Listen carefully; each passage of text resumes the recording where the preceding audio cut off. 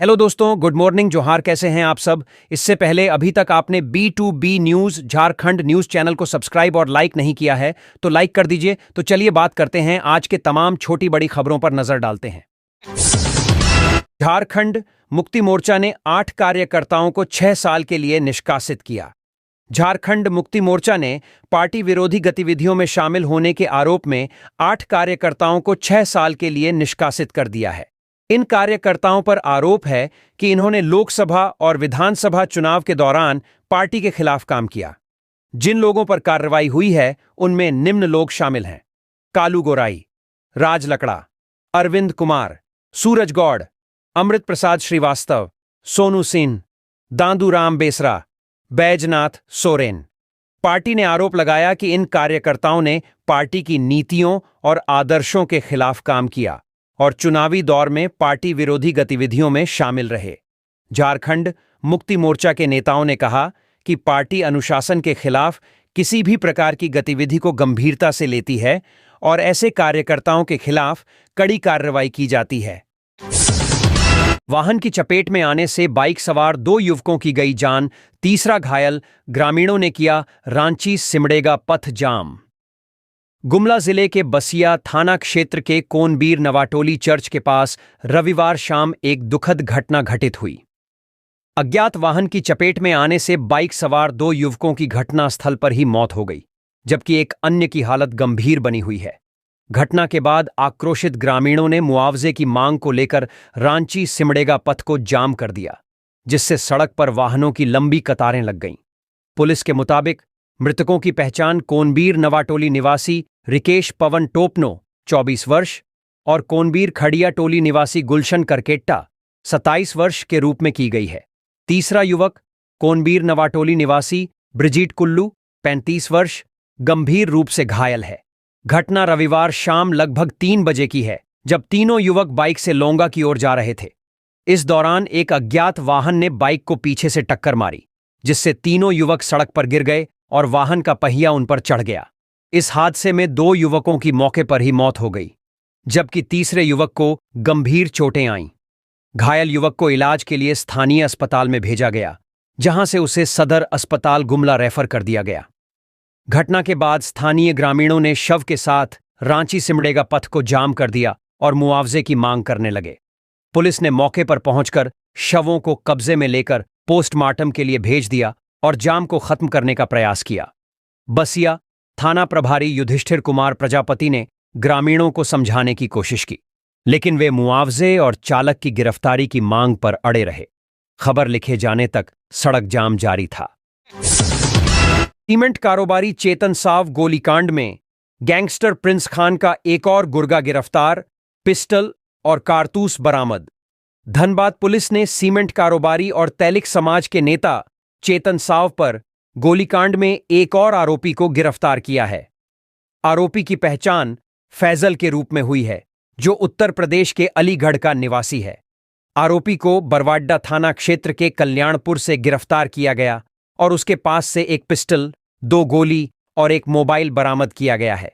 City SP Ajit Kumar ने press conference में जानकारी देते हुए कहा कि आरोपी गैंगस्टर प्रिंस खान के गुर्गे के रूप में काम कर रहा था। वह पैसों के बदले लोगों पर फायरिंग करता था। पुलिस ने बताया कि गिरफ्तार आरोपी का आपराधिक इतिहास खंगाला जा रहा है।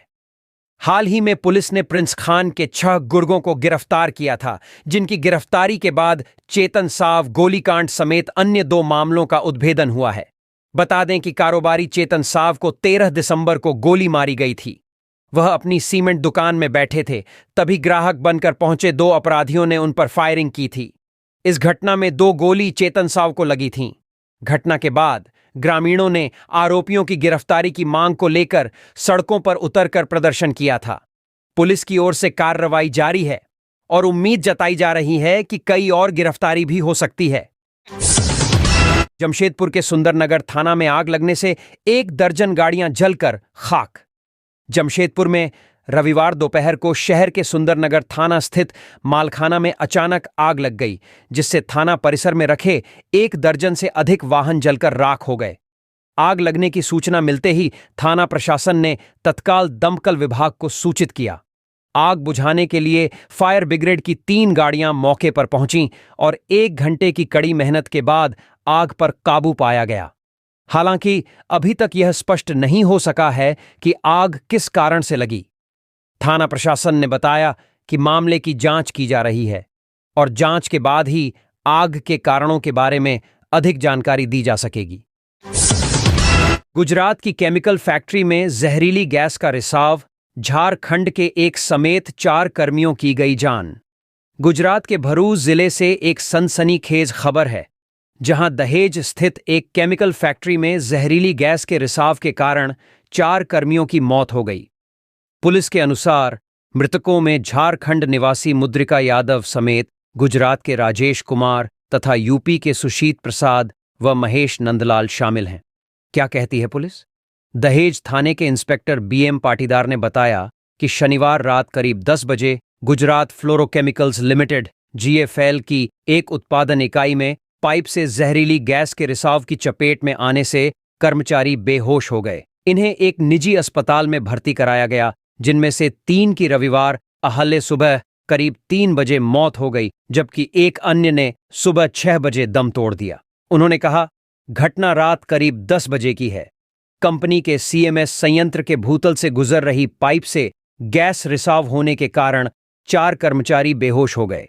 वहीं जीएफएल के डीजीएम जिग्नेश परमार ने बताया कि वे मामले की जांच करेंगे और मृतकों के परिजनों को 25-25 लाख रुपए का मुआवजा दिया जाएगा। भरूच की उपमंडल मजिस्ट्रेट मनीषा मनानी ने कहा, अंबेटा गांव के पास जीएफएल संयंत्र में गैस रिसाव होने के कारण 4 लोगों की मौत हुई है। शवों को पोस्टमार्टम के लिए भरूच के सिविल अस्पताल भेज दिया गया है और मामले की जांच जारी है। जमीन विवाद ने उग्र रूप लिया, झोपड़ी जलकर राख। धनबाद के बैंक मोड़ थाना क्षेत्र के नया बाजार में जमीन विवाद के कारण झोपड़ी में आग लगाने की घटना सामने आई है। आग इतनी तेजी से फैली कि इलाके में अफरा तफरी मच गई। स्थानीय लोगों ने तुरंत अग्निशमन विभाग को सूचित किया। दमकल वाहन मौके पर पहुंचकर आग पर काबू पाया। जमीन विवाद के कारण हुई आगजनी। नया बाजार इलाके में जमीन के बंटवारे को लेकर काफी समय से विवाद चल रहा था। इस विवाद ने हिंसक रूप ले लिया जब झोपड़ी में आग लगा दी गई। घटना के बाद पीड़ित शगूफ अहमद ने अपने गोतियां पर झोपड़ी में आग लगाने का आरोप लगाया। उन्होंने बैंक मोड़ थाना में लिखित शिकायत दर्ज कराई है। दूसरी ओर आरोपित पक्ष ने आरोपों से इनकार किया है। शगूफ अहमद का कहना है कि झोपड़ी उनके हिस्से की जमीन पर थी, जिसे जानबूझकर आग के हवाले कर दिया गया। वहीं दूसरे पक्ष ने स्पष्ट किया है कि उनका जमीन विवाद से कोई लेना देना नहीं है। बैंक मोड़ थाना प्रभारी लव कुमार ने कहा कि घटना की जांच की जा रही है। उन्होंने कहा, जमीन विवाद एक अलग मामला है, लेकिन किसी के आशियाने को आग के हवाले करना कानूनन गलत है। दोषियों के खिलाफ कड़ी कार्रवाई की जाएगी। रांची टाटा मार्ग पर ट्रेलर ने 2 बाइक को मारी टक्कर, 3 युवक की गई जान, 2 घायल। राजधानी रांची से सटे रांची टाटा मुख्य मार्ग पर एक भीषण सड़क हादसा हुआ है, जिसमें 3 लोगों की मौके पर ही मौत हो गई, जबकि 2 लोग गंभीर रूप से घायल हो गए। यह हादसा NH 33 के रांची टाटा मार्ग पर पोडाडीह गांव के पास हुआ। सूचना मिलते ही तमाड़ पुलिस मौके पर पहुंची और घायलों को इलाज के लिए अस्पताल भेजा।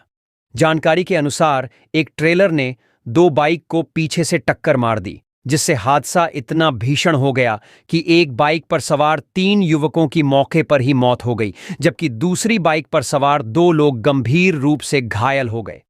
स्थानीय लोगों और पुलिस की मदद से घायलों को तत्काल तमाड़ अस्पताल पहुंचाया गया, जहां उनका इलाज जारी है। पुलिस ने तीनों शवों को अपने कब्जे में लेकर पोस्टमार्टम के लिए भेजा है। मृतक और घायलों की पहचान अभी तक नहीं हो पाई है। सभी युवक जमशेदपुर की ओर जा रहे थे। स्थानीय लोगों के मुताबिक दोनों बाइक पर सवार सभी लोग द्यूढ़ी मंदिर में पूजा करने के बाद जलप्रपात घूमने जा रहे थे। जंगली हाथियों का आतंक, कुचलकर महिला को मार डाला।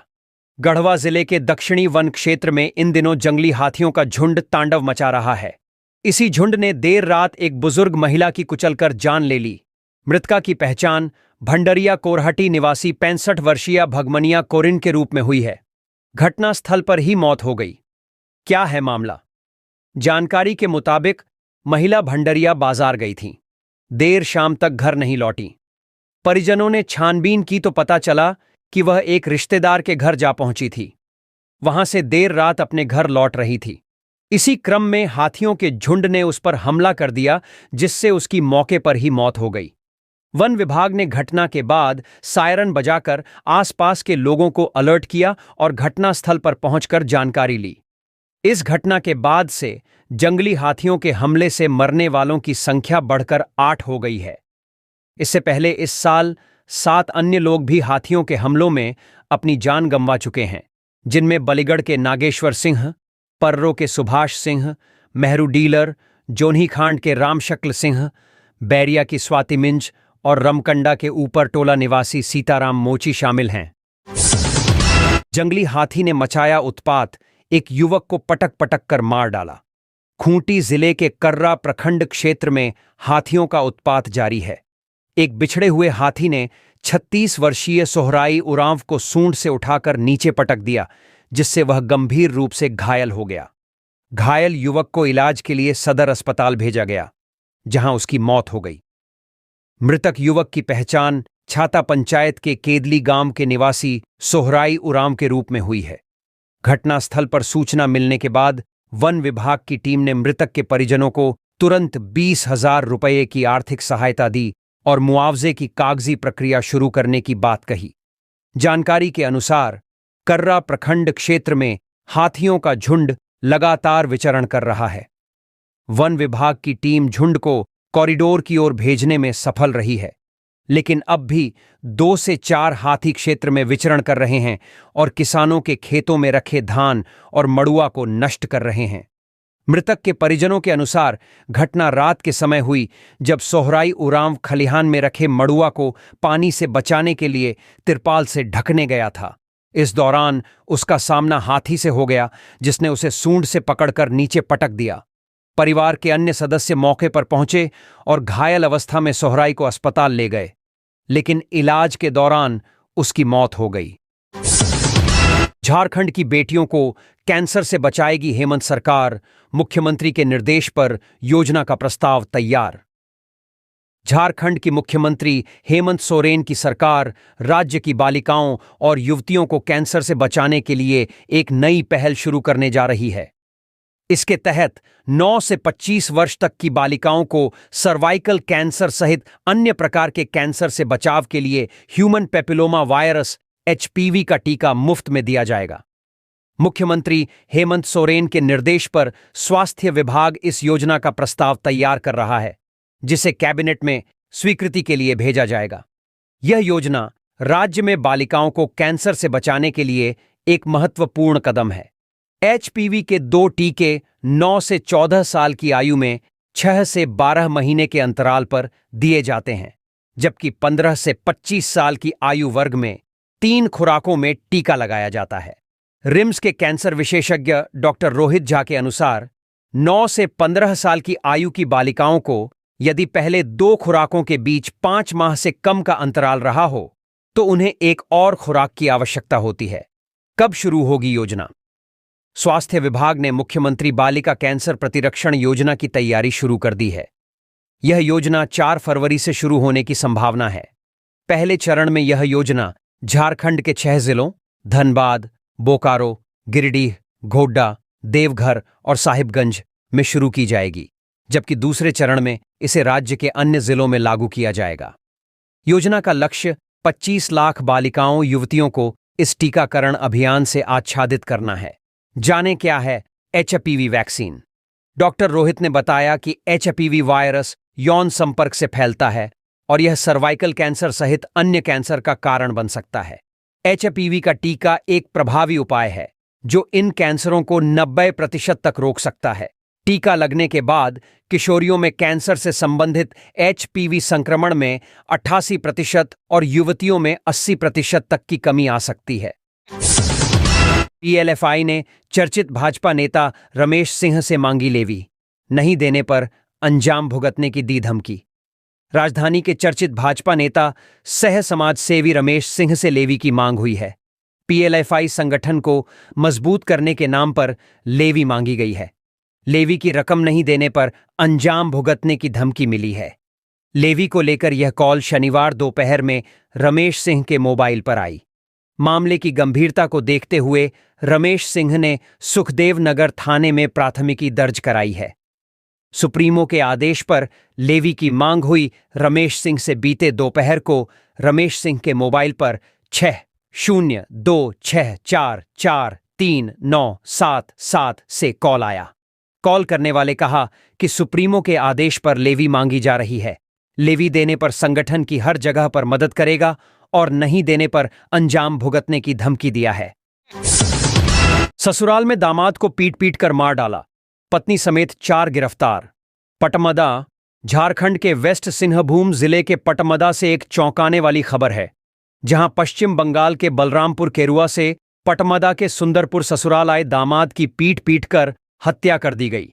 40 वर्षीय सुभाष सहिस की हत्या मामले में पुलिस ने मृतक की पत्नी, ससुर, साला समेत 4 को गिरफ्तार कर लिया है। मृतक के बेटे संजू सहिस पहली पत्नी से पुत्र के बयान पर पटमदा थाने में हत्या की प्राथमिकी दर्ज की गई है। क्या है मामला? प्राथमिकी में हत्या की वारदात 26 दिसंबर की रात करीब 8 बजे की बताई गई है। संजू का आरोप है कि उसके पिता की हत्या उसकी सौतेली मां अंजना सहिस, उसकी बड़ी बहन चंदना सहिस, उसके पिता कालू सहिस व भाई आनंद सहिस ने मिलकर की है। हत्या करने के बाद शव को 27 दिसंबर को केरुआ पहुंचा दिया। इस दौरान संजू को बताया गया कि उसके पिता ने गांव में स्थित एक कटहल पेड़ से फांसी लगाकर आत्महत्या कर ली है। इसके बाद मामले की सूचना संजू के चचेरे भाई अर्जुन सहिस ने बलरामपुर थाना को दी। बलरामपुर पुलिस ने पटमदा थाना को जानकारी दी। शव को पोस्टमार्टम के बाद परिजनों को सौंप दिया। क्या कहती है हत्यारोपी पत्नी? मामले में पटमदा डीएसपी वचनदेव कुजूर ने बताया कि युवक अपने रिश्तेदार की शादी में आया था। सुभाष की हत्यारोपी उसकी पत्नी अंजना ने बताया कि घटना के पूर्व उसका पति नशे में घर आया था। कमरे में बैठकर मोबाइल चला रही उसकी बड़ी बहन चंदना, दिव्यांग व अविवाहित, से छेड़खानी करने लगा। गुस्से में आकर चंदना ने घर के बाहर रखी सब्जी काटने वाली बैठी से सुभाष के सिर पर वार कर दिया। इससे वह लहूलुहान होकर गिर गया। फिर उसके पिता कालू सहिस ने गांव के किसी कंपाउंडर से दर्द की दवा लाकर खिला दी। देर रात वह घर से कब निकला किसी को पता नहीं चला और सुबह उसका शव कटहल पेड़ पर लटकता हुआ मिला। झारखंड में बारिश और कोहरे का अलर्ट, जानें मौसम का हाल। मौसम विभाग के अनुसार आज झारखंड के दक्षिणी और उससे सटे मध्य भागों में हल्के से मध्यम दर्जे की बारिश हो सकती है। यह बारिश मुख्य रूप से पूर्वी सिंहभूम, पश्चिमी सिंहभूम, सरायकेला खरसावां, सिमडेगा, रांची, खूंटी और गुमला जिलों में होने की संभावना है। आपको बता दें कि अगले 2 दिनों तक न्यूनतम तापमान में कोई बड़ा बदलाव नहीं होगा। इसके बाद 3 दिनों में न्यूनतम तापमान में 3 से 4 डिग्री सेल्सियस की गिरावट आ सकती है। रांची में मौसम हाल। रांची में आज हल्की बारिश हो सकती है। अधिकतम तापमान 26 डिग्री सेल्सियस और न्यूनतम तापमान 13 डिग्री सेल्सियस रहने का अनुमान है और पिछले 24 घंटे में मौसम शुष्क रहा और कहीं-कहीं हल्के दर्जे का कोहरा देखा गया।